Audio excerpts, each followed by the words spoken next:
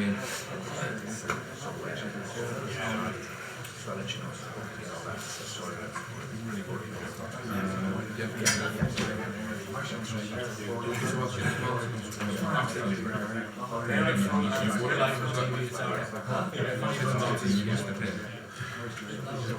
Yeah. Cameras behind as well.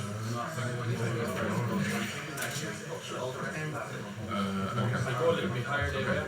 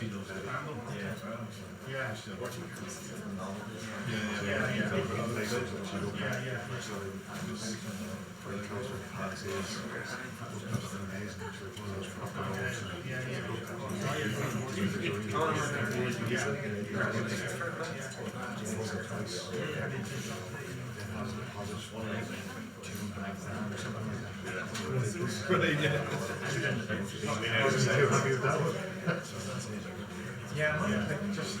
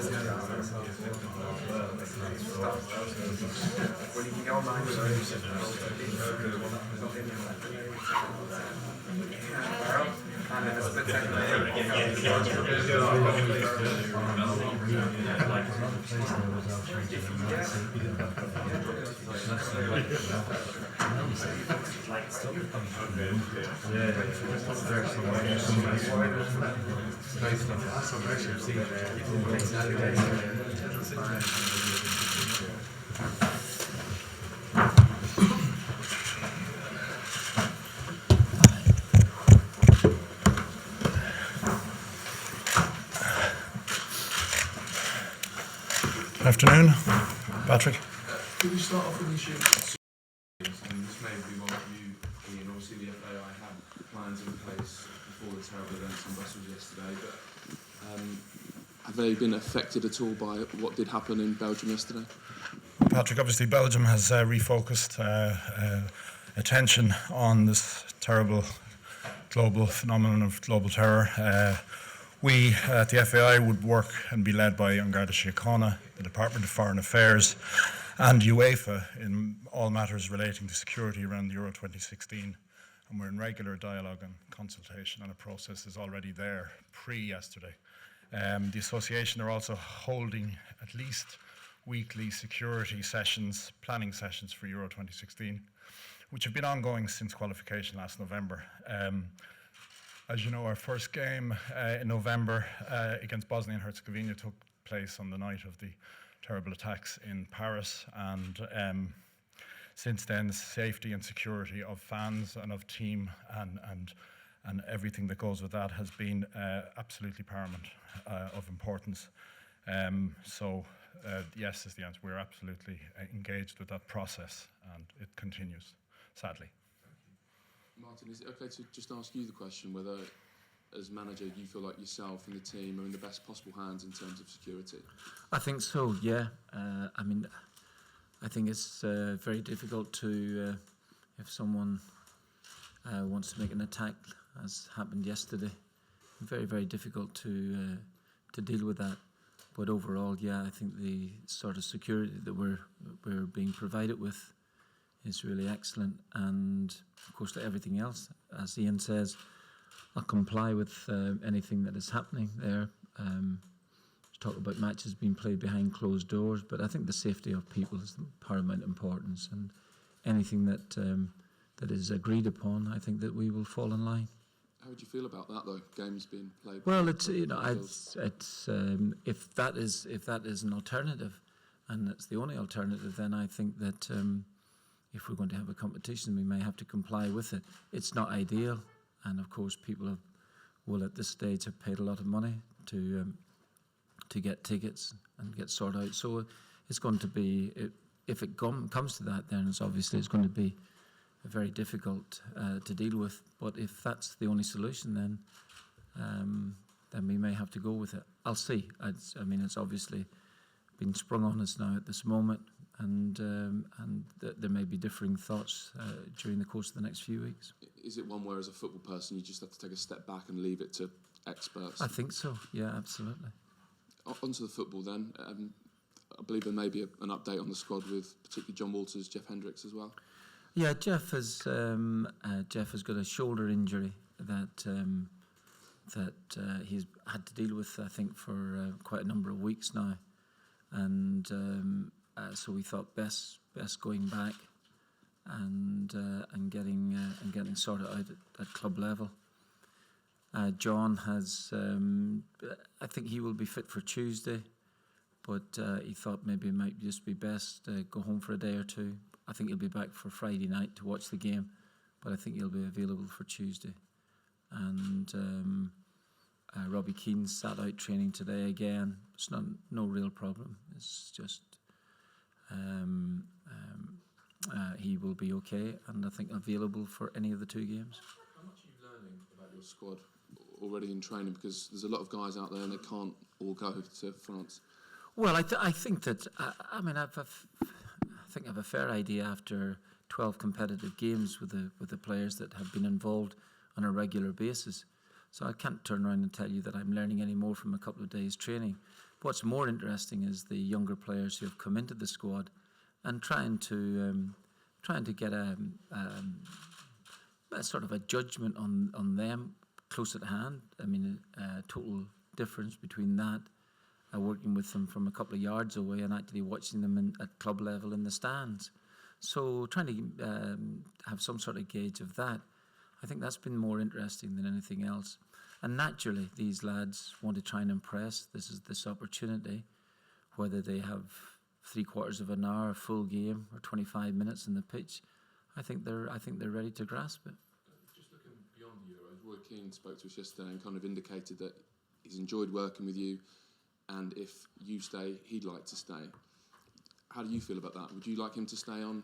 Well, naturally, if that happens, I think that loads of things can happen between now and then, and there's no point in turning around and telling you that there's absolute a degree of certainty about anything. I think my own view is that I think that that Roy will want to manage again. He'll want to make his own decisions. I've said this on a number of occasions. It's worth reiterating. I think that's fine, but we'll see. I think what we want to trying to not only try and enjoy the Euros if it's at all possible, but also try and make some sort of progress there as well too. So we'll see how things go, but who knows? Martin, just going back to the security issue, do you think it's going to impact on the players' freedom while you're over there in terms of rest periods, leaving the hotel when they can? Well, I think that the hotel that we have and it's been sorted out for us is actually very, very good. We do have some grounds and excellent grounds close by as well too. The possibility of players going into the town now might be a bit of an issue, whereas we thought about it before that it looked really lovely. The town there in Versailles itself is just really excellent, and it's only a 3 or 4 5 minute walk as well too. So all of those things look pretty good. If of course security is tightened, as it probably will be, then maybe the players might have to stay closer to the hotel. Does that also apply then to supporters? We saw in Sopot in 2012 that supporters essentially had free access to the team hotel. I guess now that's unlikely to be the case in any way. Most likely, yeah. I mean, I don't want to. The supporters have been a major part of this, and I think that when Ireland have qualified for major competitions, that the support that Ireland bring has been generally welcomed by the host nation. So from that viewpoint, I wouldn't. I think that there'll be. I don't think we want to turn away supporters, but at the same time, I think with security, I think people will realise that it might be very, very tight. On the goalkeeping situation, how much influence does Seamus McDonagh have on your thinking around that, and how much influence will he have on the final decision? And Seamus would like to think he has got a lot of things, but no. Seamus gives me information which I listen to and then throw away accordingly. Seamus is very good. He's very good. He'll give me an up-to-date. He goes and sees the goalkeepers in action very, very often. He'll come back and give me a report on it, but eventually the decision will be mine, so I wouldn't want to blame Seamus if anybody's left out. Jack Byrne is still here. Is there a potential that he could be involved in Friday? Jack's going to go and play in the under-21s on Thursday, I've demoted him for that reason, for boasting here the other day, and he hasn't. No, he was always going to be playing in the under-21s. I think there's qualification games to be won there as well too, and it'll be great to see him. He was unlikely to have started in any of these games, so best for him now to start this under-21 game tomorrow night, which would be great for him. And I think that will be, I think it'll be excellent. I think he will feel better for having trained with the senior players, and no one kicked him as well too, so he's okay. Both yourself and Robbie Keane have spoken, I think, about maybe how he has a different role now within the squad, that it's not just about on the pitch, but over these last few days and having made the trip back from America, how keen is he to get back on the pitch playing? And I think he wants to play. I don't think that.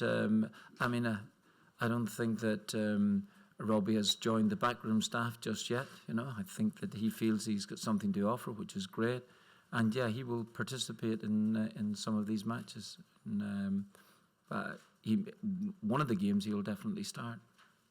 Martin, could you just give us some specifics on Robbie Keane's injury? Can you tell us exactly?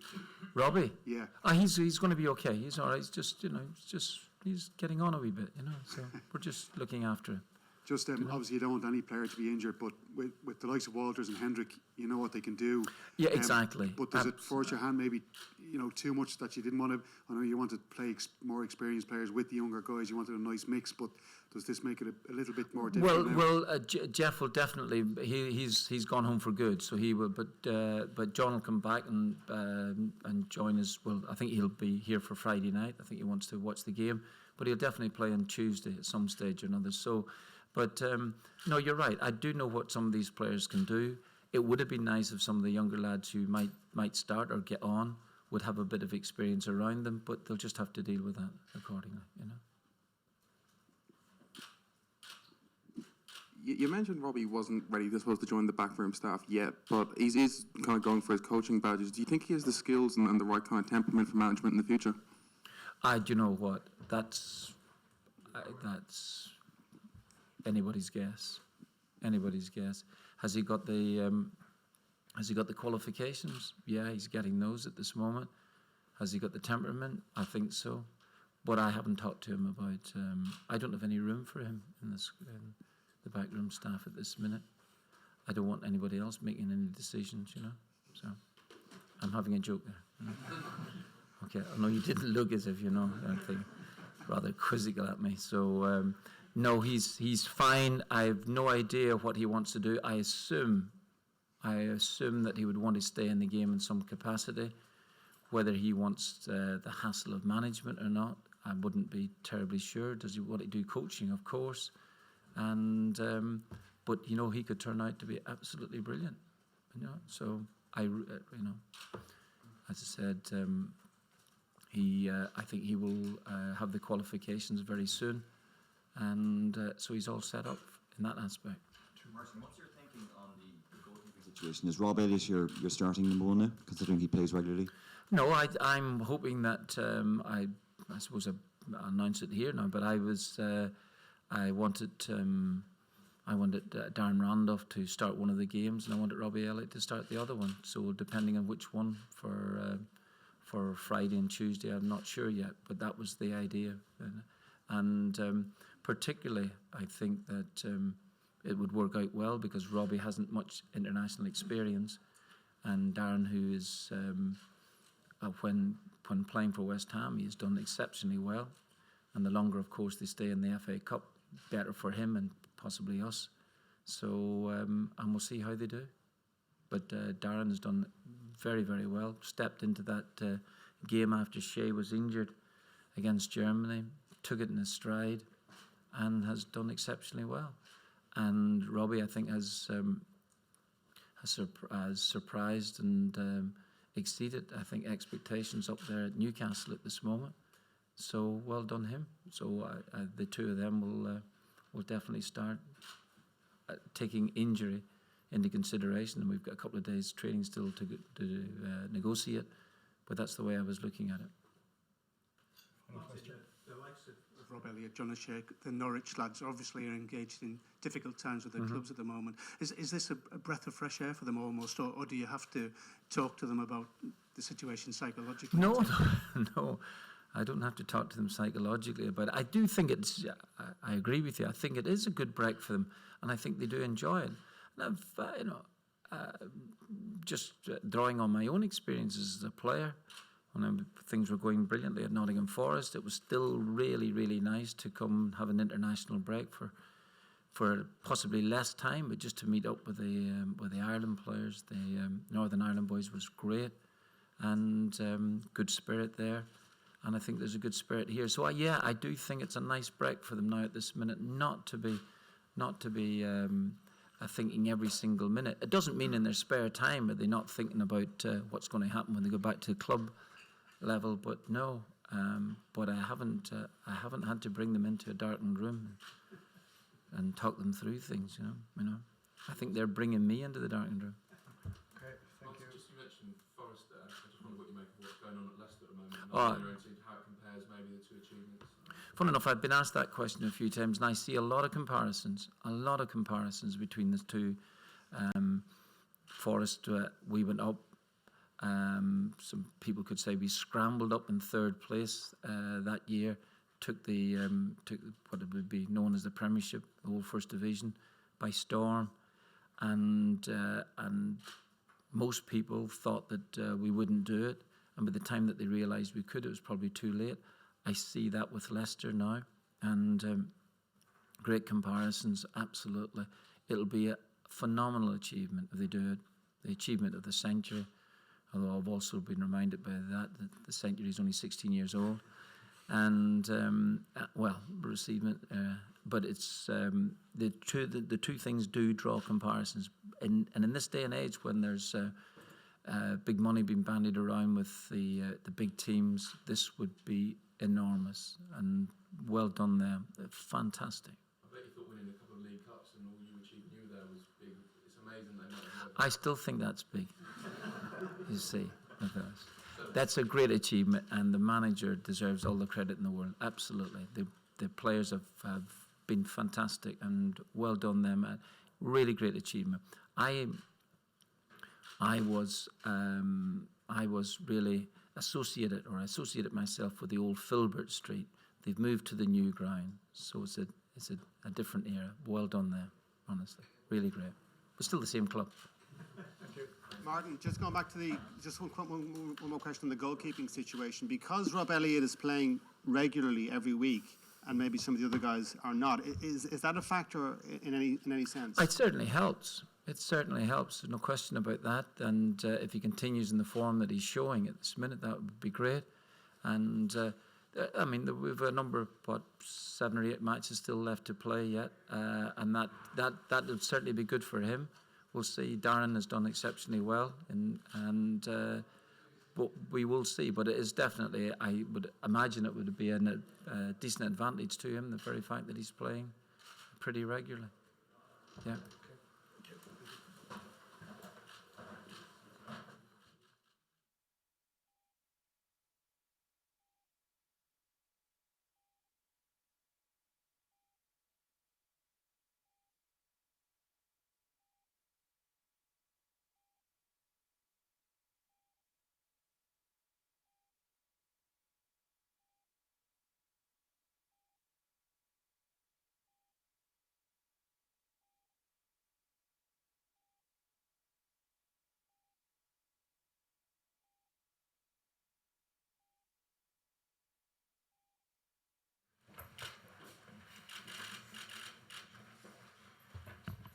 Okay, Alex Pearce, Rob Elliott.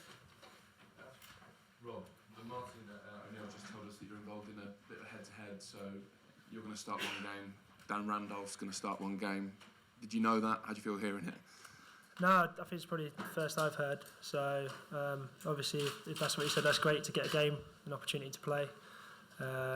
Obviously, any time to represent your country is obviously good, and with the Euros coming up, good chance to sort of get a chance to impress the manager. Did it already feel like a big opportunity for you this week? I think because obviously I've been playing every week at Newcastle, I knew that obviously I'd have had more of a chance coming in. But still, you've got to work hard here and impress here, and obviously any opportunities you get to impress the manager, you've still got to take. So just really looking forward to coming in, because I haven't been in for a while with my injury previously. So it's just good to be back and back training with the boys. What is it like coming from obviously a tough situation at Newcastle, a lot of change going on there, and then coming into an international environment? How's that changed for you? Yeah, obviously there's obviously a lot going on at Newcastle at the moment, and sort of stepping away from it's been nice, and looking forward to hopefully going to the Euros. It's a different environment, obviously catching up with all the boys you haven't seen for a while, so it's a lot more relaxing at the moment, and just trying to enjoy it really, and get a break from Newcastle and concentrate on Ireland before we go back and switch on for the end of the season. Is the mood and the atmosphere very different? I know that is something that gets questioned a little bit with that group at Newcastle. No, I think I've always said in the past, we've got a really good group of lads. They're really good people, and maybe a bit. I say we have lacking a bit of experience sometimes. A lot of younger players, but it's something that there's always 100% given. It's just we need to make sure that we're more consistent.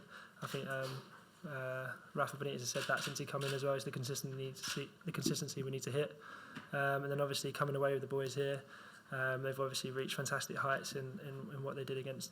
I'm sure it's up to everyone to go out there and do the best they can. Are you all conscious of the fact that obviously there's 30-odd guys there at the moment that you can't all go? Does it feel a little bit more like head-to-head and one-on-one battles and getting ahead of people in the pecking order than maybe it would during the group stages? No, I think it's just testament to the group we've got. I think it's a very strong group. There's a lot of competition for places. The manager's been fair to everyone by bringing everyone in, and I think it's down to the players to go out every day and impress in training and also in the games. What sort of week do you think you're going to need? How big a week do you think you'll need personally to make that 23? Yeah, I think we're going to have a good week, obviously. I think it goes for every time you link up with the national squad and every time you go out and play for your club. I think you just want to go out there and do the best you can and give a good performance. And this week's no different, really. Just ask the two. Everyone involved, and hopefully we see more about the football than anything like that in the future. Sort of echo that, Alex. Yeah. Lost the victim, but you're okay to focus on the football. Yeah, definitely. Thoughts go out to all the victims' families. It's a tragic state of events what happened. But obviously, regarding us, we had a meeting yesterday about all of our security stuff, and we'll be going over there well looked after, and then, like I say, it was a tragic state of events, but we'll just focus on the football and hopefully go there and do well. Rob, do you think you should be the starting number one in the Irish team? Considering you're playing more regularly compared to Randolph and Ford? No. An advantage though, because you do play. What do you have for the next two games to get into this 23? Yeah, obviously it's I'm looking forward to it. I mean, it's been a good week so far. We've got a couple of great games coming up, and I'm the same as every other player, really, wanting to go out there and impress, and hopefully I can do that. Whatever game time I'm given, same as the rest of the lads, we'll be looking to go out there and give 100%. Rob, just looking ahead to the summer in terms of the group that we're in, how would you assess how difficult that group is? To be honest with you, it's probably one of the toughest groups. I think you can see that on paper, but then saying that our qualifying group was probably one of the toughest groups. So I think, yeah, we may go as underdogs, but I think that probably suits us. And I think we can go there nice and relaxed and enjoy it. And I think teams will be worrying about us as well. I mean, you've seen the quality we've had through the qualifying campaign and the sheer numbers of players we've got here. And like we said before, only 23 can go. And with a lot of lads on form in the Premier League, scoring goals, doing well. I think we're in a really good place, and we just need to carry that momentum into France, and I think we could cause a few upsets, definitely. The Sweden game obviously key. First game. Yeah, obviously the first game is massive. It sets the tone for the tournament, but there's a lot to happen between now and then, and I think as long as we concentrate on ourselves and do and work on what we need to work on, make sure that we give the best account of ourselves, then obviously by the time the Sweden game comes around, I think we'll be in a great place. Rob, do you think helping to keep Newcastle in the Premier League could get you that #1 shirt in the summer? I hope it's an added bonus. Obviously, it's nice to be away and with the lads and trying to do well this week, but just for Newcastle to stay up is obviously my main priority, my short-term priority, because it's a fantastic club, and we obviously should be in the Premier League, and we shouldn't be in the position we're in. So obviously anything I can do to help us stay up and obviously maintain our Premier League status, hopefully that will help towards the summer. But I think in the meantime we just need to concentrate on our Premier League survival game by game. I think we've got 8 games left, and they're all massive games now. So I think comes up, obviously I want to do the best we can for Newcastle, and they're obviously going to want to do the best they can for Norwich. So it sort of gets put to one side until sort of we wrap up here and go back to our clubs. I believe John Woolley was there as well on the way over. He did, yeah. I think I would have bought him one if we could have let us get the winner, but no, it was nice to sit and have a beer with him in the airport, because obviously it's a massive rivalry, it's a massive occasion, and probably a fair result in the game. And it was nice just to sit and have a beer with him and have a nice chat about the events and get on the plane and come over here. You've been in and around the squad for a few years now without getting a huge amount of opportunities. Did it feel very different arriving in this time with so much at stake personally for you? I think because I haven't been here for a while, because of my injuries and stuff, it was good just to get my face back in. You know, it's been great playing every week for Newcastle, but I've wanted to have an opportunity to obviously train in front of the manager and hopefully play in front of the manager. So no, I felt obviously my confidence probably a lot higher than it has been coming in before, because I hadn't been playing many games previously when I come into the squads. Whereas at least now I've been playing week on week, I can come in and the manager knows a lot more about me, and he's had the opportunity and to be able to watch me playing for Newcastle, which hopefully makes my case a lot bigger. What is the life of a backup goalkeeper like? Obviously, you've been waiting for your time to come at Newcastle as well. It came when Tim Krul got the injury early in the season, and a similar situation at Ireland. Yeah, it's frustrating. It's very frustrating. It's when you first come to a club like Newcastle, it's fantastic because I've moved up from Charlton and really enjoyed it. But it's you have to stay mentally strong, and you have to just keep working hard and wait for an opportunity. Just like many lads, it's not always goalkeepers. You know, some outfield players suffer from the same fate. But I think as long as you keep yourself switched on and you work hard, I think it allows you to be mentally ready when your chance comes and you're ready to take it, because you don't want to wait a year, 2 years, however long it may be, and then waste the chance when it comes. So the biggest thing is just to keep switched on and wait for your opportunity and make sure you take it. Have you been able to get any sense of what it means to the Irish supporters to qualify for a tournament and how big this will be? Oh, I mean, it's been absolutely mental. I mean, we were talking the other day about the ticket sales for this is higher than any other tournament we've had so far. And obviously, when we did qualify, everything just went crazy. I mean, my Twitter went crazy, and I wasn't even there. It was just amazing, and it's just going to be an amazing occasion for the country and for everyone, and obviously everyone coming over. And I think we just need to make the most of it and really enjoy it, and hopefully we can take that onto the pitch and do everyone proud. Just Alex, I was just interested to know, you kind of made your intentions clear very early on that you wanted to go and get football to try and put yourself into Martin O'Neill's plans. Did you have any guarantees when you went to Bristol that you get games, and are you a little bit upset the way it's kind of turned out and the fact that you haven't maybe played as much as you would have liked? No, obviously there's no guarantees in football. I was brought in to Bristol City to help boost the squad and you know, with an eye on playing games, getting some game time to obviously help Bristol City come out of the relegation zone, which they've done, and also with an eye on helping me get into the squad for the Euros. Yeah, I'm like every other player. Obviously, I want to play games. And yeah, it's been a little bit frustrating that I haven't played, but you know, like Rob says, you have to just stay ready for when your chance does come. You have to train hard every single day, do the extra work, so that when your chance does come, you can step in and take it. I just want to ask Rob, you know, you've played a couple of friendly matches, 3 friendly games with Ireland. I know you play in front of 50,000 mad Geordies every week, but have you considered what it would be like if you were selected #1 goalkeeper for the tournament and going out to the Stade de France, 80,000 people? It's a massive step up to what you're used to with the Irish setup. In terms of my Ireland experience, yeah, but I think playing for Newcastle stands me in good stead. Obviously, anyone who's been up there for any long period of time realises the pressure every week to play for them, and obviously in the Premier League. So it's just something I'd look forward to and just think it's a dream come true. Just an amazing experience, you know, to walk out there and to represent your country in a major finals would be, obviously it's the highest level you can achieve as a footballer. So no, I think once you get to that, I think the pressure becomes irrelevant. You just want to enjoy it and take it in, and obviously it's an opportunity to show Europe and the world who you are and what you can do, and it's something that obviously, like Pierce has been saying, everyone's been working towards for the last 2 years individually and as a team. So I think if an opportunity like that come along in terms of the stage, I don't think that matters. You just got to go and enjoy it and do your best for the team, for the lads, and obviously for the country. Alex, do you think not playing a lot this season will hinder your chances getting into the squad in the next 2 games coming up? I don't know. That's a question for the manager.